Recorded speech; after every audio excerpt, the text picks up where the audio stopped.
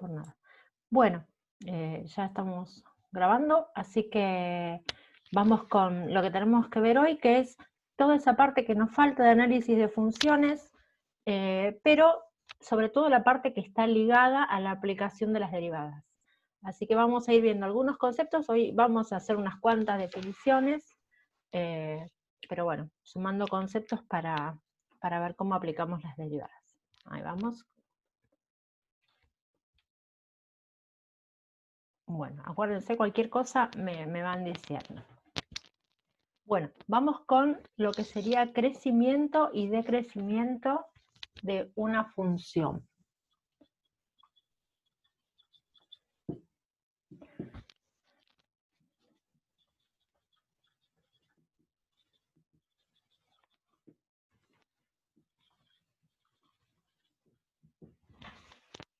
Bueno, cuando nosotros miramos un gráfico, sencillamente decimos que si estamos en un punto y al avanzar hacia la derecha vamos hacia arriba, estamos frente a lo que definiríamos como crecimiento. En cambio, si estamos en un punto y vamos hacia abajo, al avanzar hacia la derecha, estamos en algo que decrece. Algo, pero bueno, esto sería lo que tiene que ver con lo que es a priori, ¿no? La idea que a uno se le genera al hablar de crecimiento y decrecimiento. Ahí vamos a lo que tiene que ver con derivadas en particular. Fíjense, ¿cómo lo relacionamos? Si la derivada primera de la función es positiva, a ver, cualquiera sea el valor que yo tomo para un x, ¿sí? Cualquier valor de x de un intervalo a b, entonces la función es creciente, ¿sí? ¿Dónde? En ese intervalo a b. Vamos de vuelta. Yo lo que voy a hacer es tomar en consideración cómo resulta la derivada primera en un punto. Si es positiva, esa función en ese intervalo al que pertenecía el punto resulta creciente. Por otra parte, pasa también lo contrario en el sentido de que si la derivada me da negativa, con la misma condición, ¿no? Cualquiera sea x que pertenece al intervalo a b, entonces f de x es decreciente en ese intervalo. A ver, y con esto, insisto, derivada negativa en determinado intervalo, en ese intervalo, perdón, dije negativa y es positiva, derivada positiva en ese intervalo y estamos con una función creciente. Me quedé con lo que escribí después. Derivada negativa en ese intervalo y estamos con una decreciente. ¿Sí? Bueno, a ver, ¿qué estaría pasando? Vamos con un ejemplo hiper básico para que ustedes vean de qué manera funciona. Supónganse que tenemos y igual a x al cuadrado. La derivada f' de x es 2x, ¿está bien? Bueno, nosotros sabemos cómo es esta gráfica. Así, bien rapidita. Acá estaríamos tocando el eje x, ¿sí? Vemos que la función decrece hasta el 0 y desde el 0 a más infinito crece. Entonces, ¿cómo interpretamos esta explicación, esta definición que pusimos ahí? Supongamos el menos 1, ¿sí? Si yo me fijo, ¿qué pasa con menos 1? Menos 1 pertenece al sector en el que la función decrece. F' en este punto menos 1 la obtenemos al reemplazar el menos 1 en la x, o sea, 2 por menos 1. Esto me da menos 2. Fíjense cómo resultó la derivada en ese punto. Resultó negativa. Como resultó negativa, ¿en qué situación estamos? Fíjense, derivada negativa, derivada negativa. ¿qué le pasa a la función? Está decreciendo. Si nosotros dibujáramos la tangente, que es con lo que relacionamos este valor de la derivada, nos da la pendiente de la recta tangente ahí, estaríamos dibujando una tangente así. Fíjense que la tangente tiene pendiente negativa. Entonces, si estoy en un sector donde la función es decreciente, como acá en este ejemplo, me voy a encontrar con que la derivada, ¿sí?, me va a dar una fórmula, pero si en particular la evalúo en un punto de ese sector, de ese intervalo, su signo es negativo. Y si yo trato de evaluar la derivada en un punto, vamos, en vez de uno, vamos a suponer que tomamos 2, en un punto donde la función es creciente, la derivada me tendría que dar con signo positivo. Fíjense, la derivada es 2 por x. 2 por 2 me da 4. De esto me importa el signo, que es positivo. Entonces, ¿qué me dice esto? Que f de x es creciente. Esto de que la derivada sea negativa me dice que f de x es decreciente. ¿Dónde? Y bueno, en el sector, en el intervalo al que pertenece el punto que estamos eligiendo. Nosotros sabemos que es decreciente hasta 0. Entonces podríamos decir de menos infinito a 0. ¿Qué pasa en 0? ¿Por qué lo pongo abierto? Y porque en 0, como estamos viendo, no crece ni decrece, pero eso después lo vamos a ver también con otra situación más que lo explica. Y acá lo mismo. Podríamos decir que es creciente de 0 a más infinito. Bueno, estas son consideraciones que nos permiten determinar las derivadas.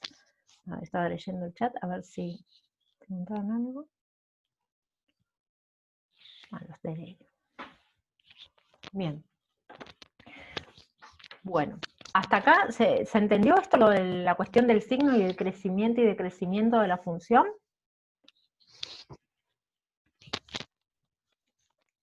Bueno, avanzo.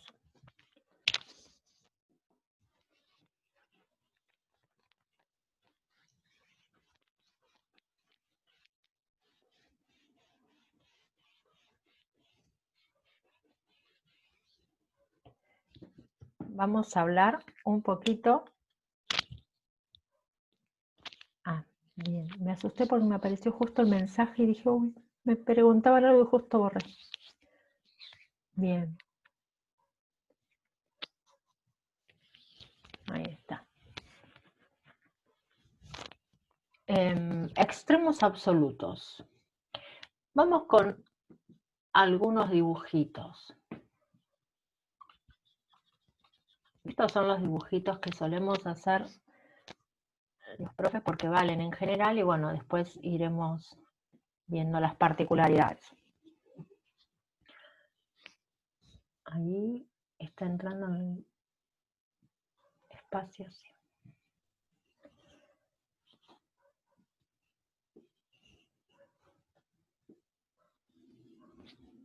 Bueno, en este punto tengo la imagen de A, acá estaría A, y acá estaría B. ¿Qué podemos decir acá? Que f de A es máximo absoluto.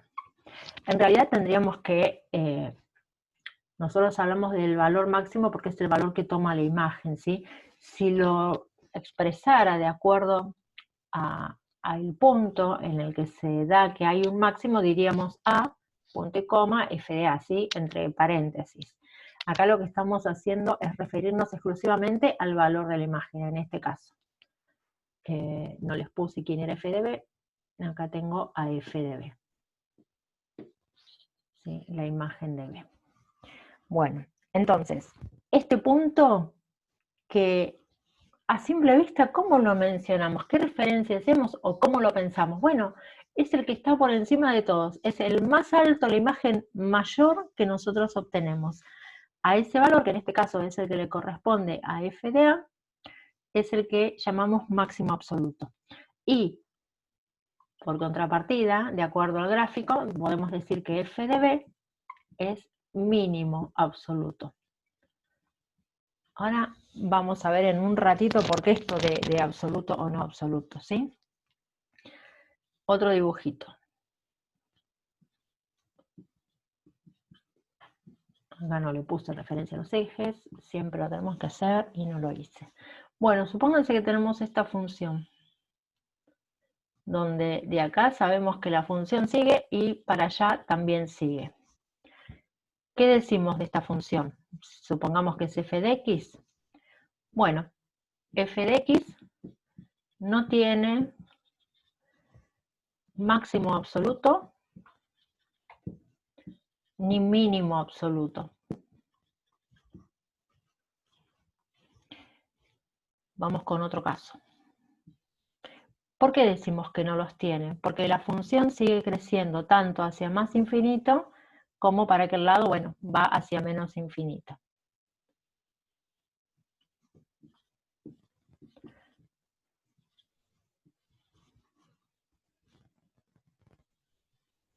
Esto podría ser una parábola de una amplitud bastante importante, ¿no?, entre las ramas. Sin embargo, por ejemplo, acá en C descubrimos que tiene un punto que, como decíamos antes, es el menor de todas las imágenes que nos encontramos, ¿sí? Estaría acá abajo, por ejemplo, f de c. Entonces, ¿qué decimos? Que f de c es un mínimo absoluto. ¿Hay máximo absoluto? Y no, porque esto me dice que sigue para un lado y que sigue para el otro, ¿sí? Los dos casos para más infinito. Entonces acá no existe máximo absoluto. ¿Por qué? Porque la función sigue creciendo. Y a ver si hago el otro dibujito medio por acá abajo.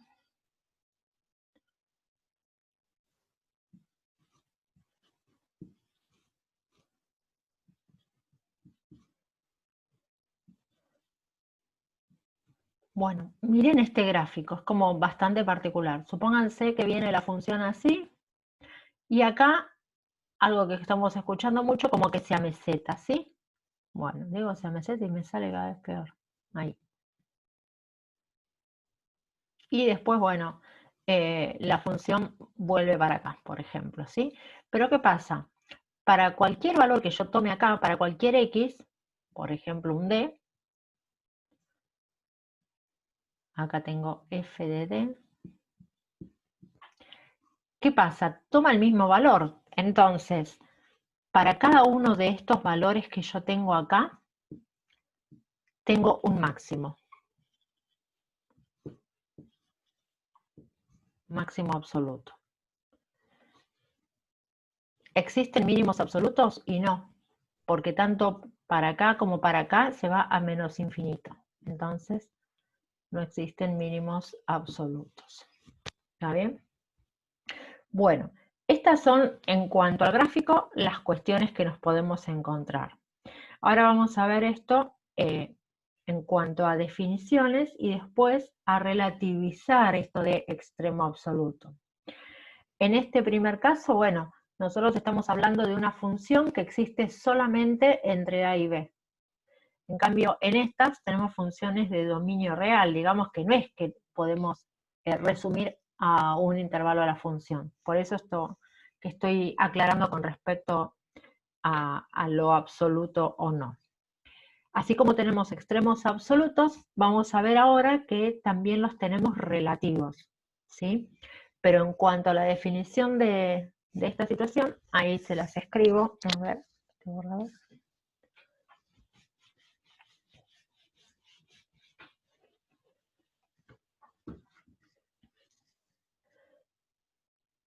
Bueno, entonces, considerando f de x en un intervalo A, donde está definida, ¿no? perteneciente a los reales, y C, perteneciente, no, el intervalo que es un conjunto está incluido en los reales, y C, un punto cualquiera, ahí sí, que pertenece a ese intervalo. Bien, me quedé mirando con lo de C. Entonces decimos que f de C, para generalizar, puede ser A, B, C, D, la letra que quieran. Vieron que yo en los ejemplitos le fui poniendo distintas letras, bueno, vale lo mismo. Con C lo estoy generalizando porque lo puse acá como C, pero bueno, vale para cualquier valor de X donde se cumplan las condiciones. Entonces, f de C es máximo absoluto si la imagen de C es siempre mayor o igual que la imagen de cualquier otro X. Y esto vale para todos los X de ese intervalo. ¿Está bien? Es decir, si yo comparo la imagen de C, siempre tiene que ser más grande que la de los demás valores del intervalo. Mayor o igual. Y en particular, esto de igual tiene que ver con este último ejemplo donde quedó una meseta. ¿Se acuerdan que recién les hice un dibujito así? Y acá teníamos, por ejemplo, el C y el F de C. Bueno, ustedes por ahí, nadie me lo dijo, nadie me lo preguntó. Se suele preguntar, esto lo escucho 1000 veces. ¿Qué pasa con este punto? Tiene esta imagen, pero este punto, que también está en este sector, en este intervalo de la función, del dominio de la función, tiene la misma imagen. Entonces, es por esto que consideramos la situación de mayor o igual, ¿sí? Entonces, acá también decimos que en la imagen de C tengo un máximo, pero si el C en vez de tomarlo ahí, lo tomo acá, bueno, pasaría lo mismo, la imagen seguiría siendo un máximo absoluto. Esa es la cuestión por la cual ponemos el igual. Bueno, y si tenemos que definir el mínimo, decimos que f de C es mínimo absoluto, si f de C resulta menor o igual, ¿no?, que las demás imágenes de X para todo X de ese intervalo que estamos considerando. ¿Se entendió esto? Sobre todo el último caso, porque uno a simple vista, a ver, la primera palabra, considerando, recién te leo.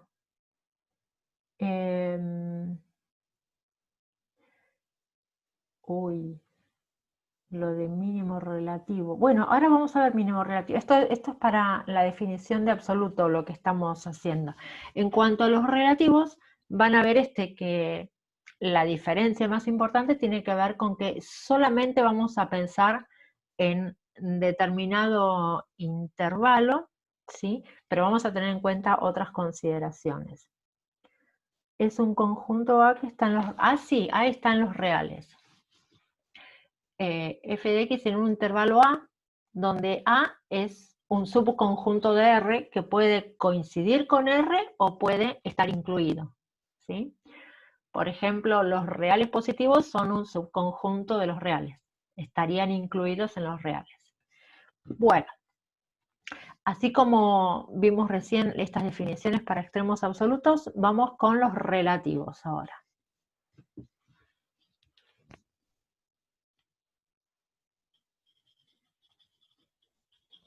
¿Necesitan copiar o puedo borrarles? Profe, Sí. A mí lo que, no sé, viendo los gráficos, a mí me parece como que en todos los casos, los gráficos que tienen extremos Sí. son como funciones discontinuas, ¿no? En realidad lo que hacemos es analizar qué pasa en ese intervalo. Lo que pase fuera de ese intervalo puede ser que sea, mira, a ver, suponete que tenemos, no sé, una función que solamente se tramita, ¿sí? A nosotros Sí, nos interesa acá entre estos dos puntos, entre A y B del eje X, ¿no? Entonces, el intervalo AB, que acá es cerrado, es un subconjunto que esté incluido en R.